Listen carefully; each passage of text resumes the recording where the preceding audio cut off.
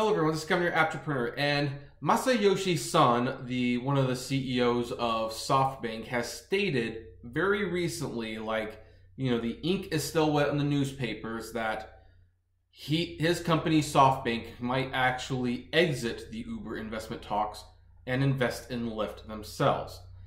Now then, this is not confirmed. We don't know if that's going to happen. So for some, this video might be seen as either premature or potentially very outdated soon. But it's worth talking about now for a very good reason. Here's the thing. Uber is really banking on the SoftBank deal. And we have learned through places like the Rideshare Guy and Business Insider that basically SoftBank is looking at a 14 to 17% ownership stake in Uber, and in return they would infuse the company with $1.4 to $1.8 billion worth of cash. Now that sounds good, except when you realize that Uber is, of course, hemorrhaging money. They have pretty consistently lost $3 billion a year. I think last year they lost like $2.8 billion. The year before they lost $3.4 billion. So the losses are shrinking, but they're not shrinking substantially. Basically, what SoftBank would do is it would buy Uber 4 extra months of operating power, which sounds like a really bad deal for everyone when you think about it, because yeah, if you hinge so much on this deal that will only buy you like 4 to 5 months of extra time, well, then that speaks way more about the current health state of your company than anything else.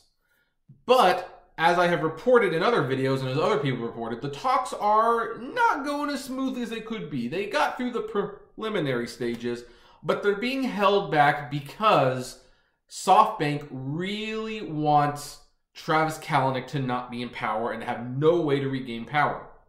But while Kalanick does not have the only vote, he has a big enough vote that basically, if he says no, the deal doesn't go through. So he doesn't want to vote for a deal that goes like that. And he would very much not vote for a deal that would remove any chance of him gaining power back at Uber. And this is where, as they say, we come to a head. And there's a stalemate at the moment. And they're still talking, but it speaks volumes that Son is willing to go publicly, and he chose his words very carefully. He did not remove SoftBank from investing in Uber, but has said that they are looking at the terms and conditions. And if the terms and conditions they felt were not favorable to them, they would most likely remove themselves from the discussion and they would invest in Lyft. Now, here's what they are saying. They are basically saying that they want to continue to invest in Uber. They want the talks to go forward. But there are certain conditions that need to be met. That condition being the removal of Travis Kalanick. And if those conditions are not met, which is the removal of Travis Kalanick, they will go to Lyft, which is Lyft is the whole reason Uber is in the mess they are in now. And it would not only remove some money that Uber apparently really needs right now, otherwise they wouldn't be pushing so hard for this investment, but it would be a personal middle finger to Travis Kalanick. Because here's what you need to understand. Travis Kalanick made putting Lyft out of business an obsession. That was his mission. He killed Sidecar, and it was like it felt good. And he wanted to get Lyft killed too. And because of that obsession with Lyft, he lowered the rates. They kept lowering the rates. He kept lowering them because he felt Lyft would not dare match his prices. But they did. Then he did the upfront pricing. In no way would anyone sue them for the price discrepancy, but he didn't take for account that some people would actually ask the drivers what they got paid and realize there was actually a huge difference in payment. All of the bad mistakes Uber has made, or a pretty good chunk of them anyway, let's put it that way, is because Kalanick wanted to kill Lyft and it never happened. And now, what Kalanick has, well, not Kalanick, because Kalanick's not running the show anymore, but what Uber has is an industry that they created and devalued at the same time. And Uber's in that sticky spot now where it's like if they raise the rates, Lyft will hold, even just for like a month or so, and they will lose valuable customers. And yet, to keep the rates as they are, there's no money in it. So they have to do the upfront pricing so that they can get that little extra. But drivers are catching on. And compared to last year, the driver retention rate is only 4% when it used to be 60%. So this statement from Sun shows that he is actually very well aware of Uber's problems and their trials. He knows they need the cash, so he appeals to them. We know you need the money, so we're not taking ourselves out of the conversation. But he also states, we have some conditions, and that condition is this guy, and we need you to remove him. But that will be difficult for Uber to do. So on the third and final thing in the statement, oh, and if this doesn't happen, not only will you not get your money, we will give it to Lyft. And you trying to kill this company is what got you in this mess in the first place. It's a very well-worded statement. You can read the full statement in the article below, and I strongly recommend you do. So, will the deal go through? I don't know. I just don't know. We will have to see whether or not the deal will go through or not.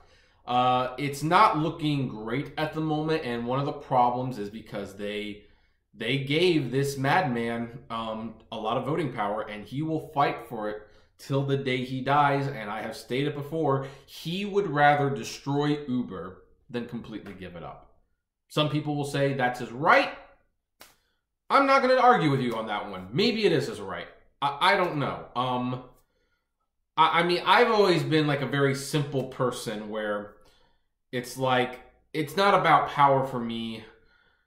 I actually have like a very healthy, for example, stock portfolio, and I have sold stocks early. And you know what? Those stocks that I have sold early, some of them are worth twice as much as they were. And yeah, there's a little bit of sense like, yeah, maybe I shouldn't have sold. But you know, hey, I still made money on the investment, and I got to reinvest. And so whatever. It's not that big of a deal. I don't know. But the thing is about the stock market is like, you don't want to gamble too much on one company. You buy it when it's low, you sell it when it's high, you walk away when the time is right. Kalanick is in the perfect position to do that. He got it when it was low, he got a lot of power, he owns a lot of capital, he has a lot of money, he could cash out some of his chips, start another company, and continue to grow. Here's where the stock market analogy comes in to be important. If you are so focused on this one stock, if it fails, you go down with it. So here's the thing. Kalanick, for his sake, he would be better off taking what he has gotten from Uber and investing into something else and potentially growing that business as well. But he doesn't want to give Uber up completely. And that's going to be his downfall. That's going to probably be the company's downfall. We'll just have to see. But I turn the question to you guys, of course. What do you think? What do you think of Sun's statement about SoftBank removing their finances from Uber and potentially giving them the Lyft? Do you think it's a scare tactic, or do you think they're actually serious? I would love to know. Comment below and like, favorite, share, subscribe. If you enjoy the videos I make, consider becoming a Patreon member for $1 a month. $5 will give you access to exclusive videos that you can't see anywhere else. And as always, flame responsibly. Have a good one.